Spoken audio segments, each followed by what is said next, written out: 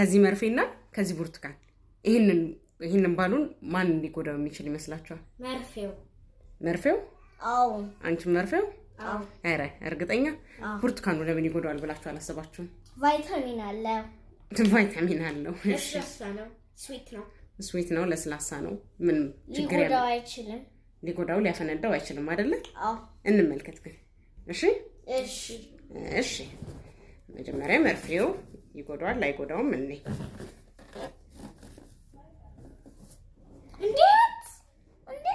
ይሄንን ከዚህ በፊት አሳይቻችኋለሁ። ትዝ ይላችኋል? አዎ። አይደለ? መርፌው ምን አደረገው? ጎዳው? አፈነዳው? አበላሸው? አላበላሸው። እስቲ ብርቱካኑን ደግሞ እንዴ። እሺ እስቲ ብርቱካኑን እንዴ። እስቲ እዚች ጋር ደግፊልኝ፣ ይሄንን ባሉ ደግፊልኝ እንዳይሄድብኝ።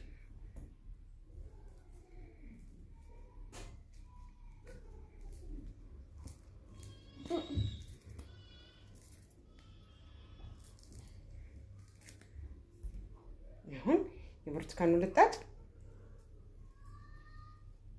ያለው ጁሱ ስዊት ላይ ቫይታሚን አለው በውስጡ።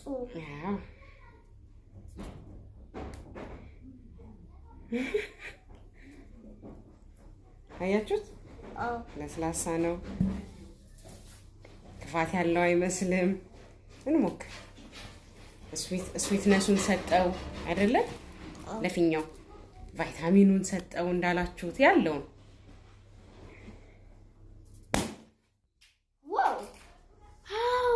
ምን አደረገው? መርፌው እንዳይወጋሽ ምን አደረገው? አፈነዳው። ፈነዳ አይደለ? ይሄን ያንን ባሉን ግን ከዛ መርፌና አብሮ ተወረወረ መርፌው። ከመርፌውና ከብርቱካኑ ታዲያ አሁን ማን ጎዳው? ብርቱካኑ። ግን ብርቱካኑ ይጎዳዋል ብላችሁ አላሰባችሁም ነበር? አዎ።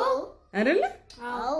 አያችሁ፣ ሰዎችም ጥቃት የሚያደርሱብን ልክ እንደዚህ ነው። የሚጎዱን የማይመስሉ ሰዎች፣ የሚወዱን የሚመስሉ ሰዎች፣ ስዊት የሆኑ ሰዎች፣ ለኛ ቅርብ የሆኑ እኛን በማባበል ቃል በስዊት ነገር በሚጣፍጥ ነገር የሚቀርቡን ሰዎች ናቸው ሊጎዱን የሚችሉት በብዛት።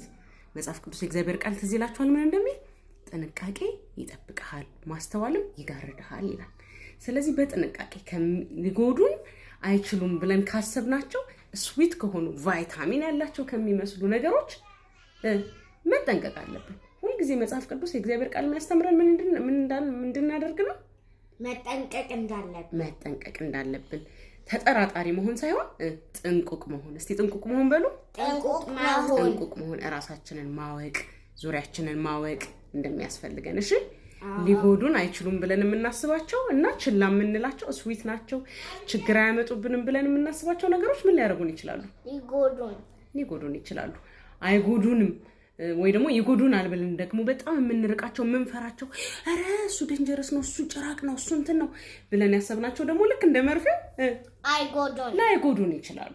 ሁልጊዜ ያኛውም ላይጎዳን ይችላል፣ ይሄኛውም ሊጎዳን ይችላል። በጥንቃቄና በማስተዋል ራሳችንን ማንቀሳቀስ አለብን ማለት ነው። ጥሩ ምሳሌ ነው። ወደዳችሁት? አመሰግናለሁ።